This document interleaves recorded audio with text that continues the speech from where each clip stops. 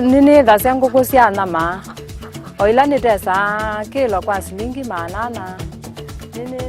I keep broilers, of which I sell a kilo at 400 shillings. I also keep cocks for breeding, which I sell at 4 months for 800 shillings, and when it is 5 months, 1000 shillings. I also keep chicks, like 1 day old, which I sell for 100 shillings. I also sell eggs for brooding at 30 shillings and for consumption at 10 shillings.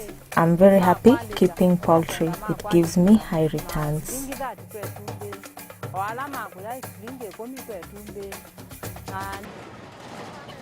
Even though poultry farming is a lucrative business, marketing is still informal. The sector has been affected by numerous challenges such as unreliable supply of poultry products, poor access to extension services, high mortality rates due to diseases such as Newcastle disease, deaths during transportation, disorganized marketing systems,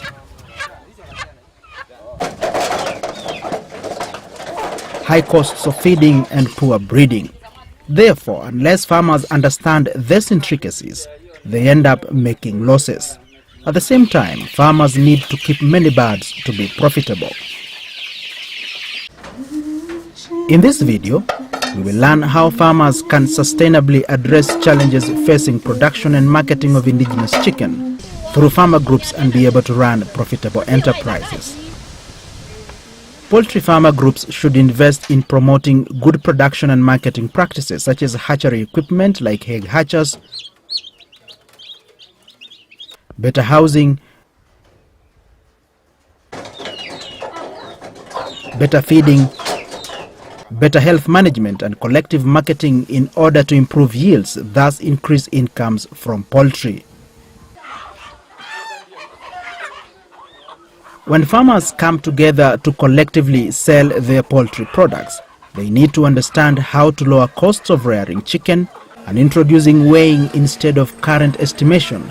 Thus, when a farmer sells using price per kilo, they get rewarded for their effort. Weighing is the best way to facilitate collective marketing and enhance production.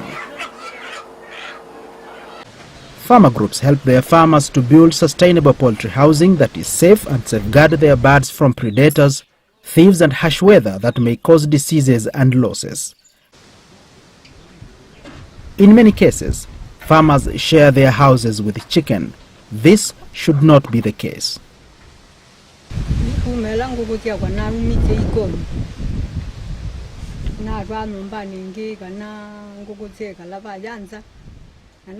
Since the time I transferred my chicken from the kitchen and constructed a house for them to sleep, I have benefited immensely from increased eggs. When the chicken used to sleep in the kitchen, I incurred great losses, like for example, many eggs were broken by predators and I could not do anything about it. But now after constructing the poultry house, I am getting more eggs, which has benefited me.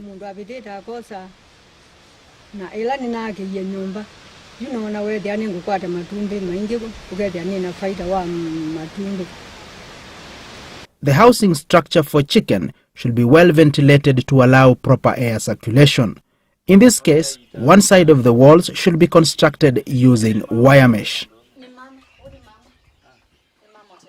A farmer can choose to pour sawdust onto the floor of the chicken house or can use the raised system.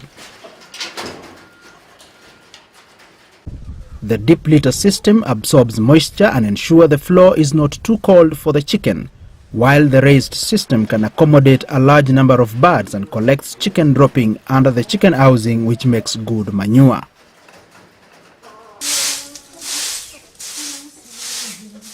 Maintain proper hygiene in the chicken house. After providing a clean and hygienic environment, routine preventive measures form the next line of defense against diseases. The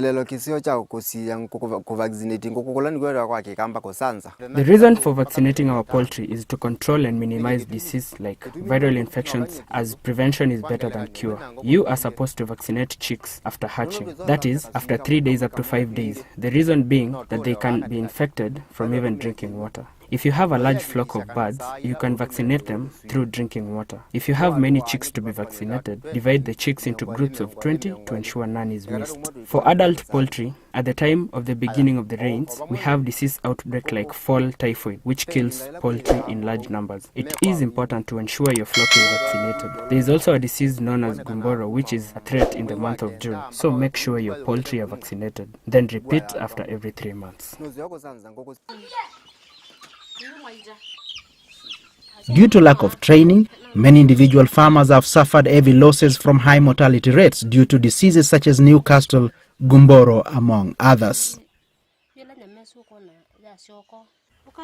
Farmer groups should ensure their farmers undergo continuous training on preventive measures, which include vaccination and parasite control. Farmers should follow the recommended vaccination program to minimize losses.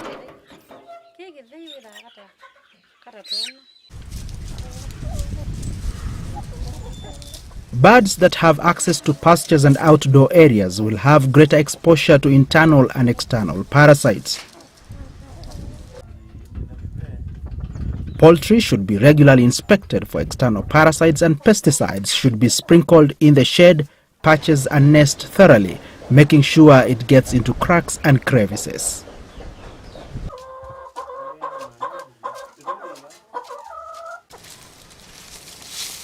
In many rural setups, chicken are reared on free-range systems and left to look for food on their own. Often, chicken are fed with food leftovers. Deliberate flock feeding is rare, and where available, it is not planned for. Watering of chicken is not generally planned for, except when the farmer places some herbs in water for medication purposes. Many farmers in arid and semi-arid areas lack enough food to feed their families from the farms, and therefore are not in a position to reserve or afford feed for their chicken.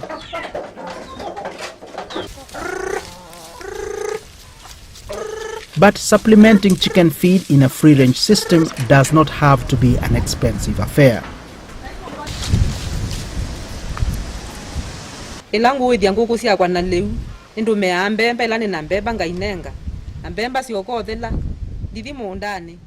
When feeding my birds, I use mainly maize. I also go to the farm to pick a few leaves of kales or spinach. I also feed my poultry with leftovers like ugali or any other kitchen waste. Within my farm, I have set aside an area where I catch termites and worms for my chicken. I use grass to entice the termites. First, I wet the place to allow termites to come out in search of the dry grass. I also get chafer grub to feed my poultry as well.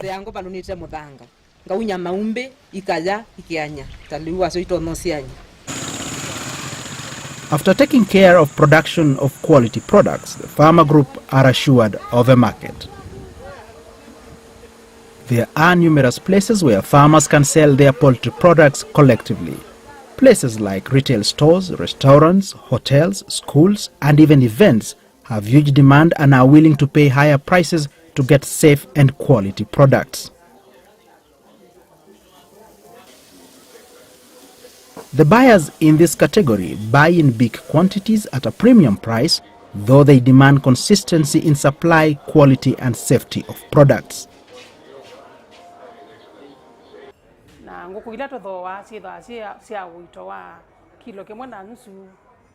The chicken that we buy is from 1.5 kilos and above. We like buying them from a client who has a chicken all the time, and we normally buy between 10 and 50 chicken. We have a place where we keep them after slaughtering, so if we have them in large numbers, it is usually helpful to us because you just slaughter and keep them. Now, let us look at what we have learned to improve your income from your chicken. Poultry farming is a highly profitable business because if farmer groups invest heavily in promoting better housing, better feeding, better health management and collective marketing in order to improve yields, thus increase incomes from poultry. Farmer groups can help farmers address challenges facing production and marketing of indigenous chicken.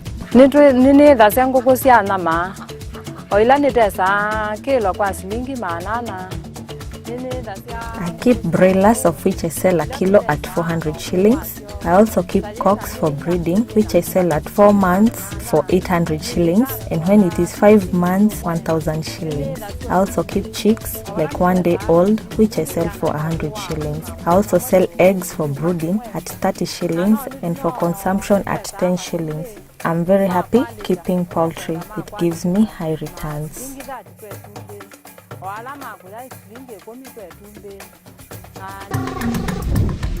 Indigenous poultry farming is important in Kenya for improved livelihoods because it contributes to food security, has low startup costs, is practiced by women, youth and men, and requires little land and labor.